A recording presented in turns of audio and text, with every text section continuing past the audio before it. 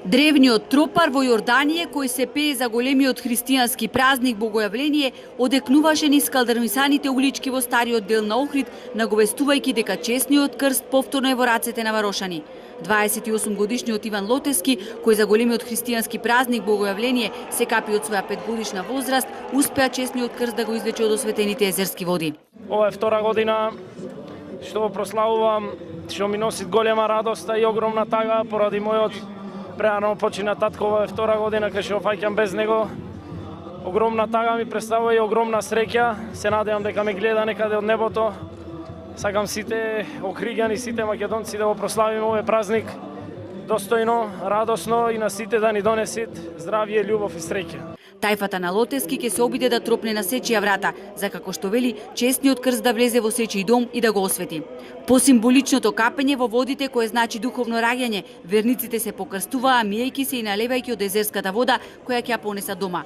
Охриѓани буквално живеат за овој ден, бидејќи фрлањето на крстот е традиција која охриѓани ја негуваат од памтивек. За здравје, мир и напредој државата.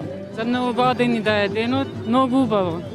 Тоа е една голема радост, една голема среќа, една голема надеж за еднината на сите христијани.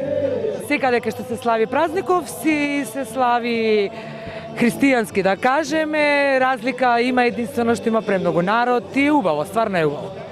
Навистина, еве за сите апел следната година нека дојдат и тие тука во Охрид.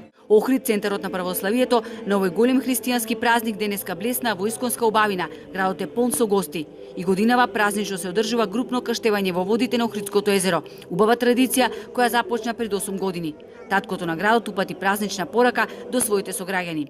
На граѓаните на Охрид го пожелувам да се вечно здрави, срекни, толерантни еден према друг. Во угостителските објекти денес не може да се најде слободно место. Се точи ракија и вино, се пеат убави староградски песни. Домакинките пак приготвуваат рибја или шкембе чорба. Се собира на софра целото семејство.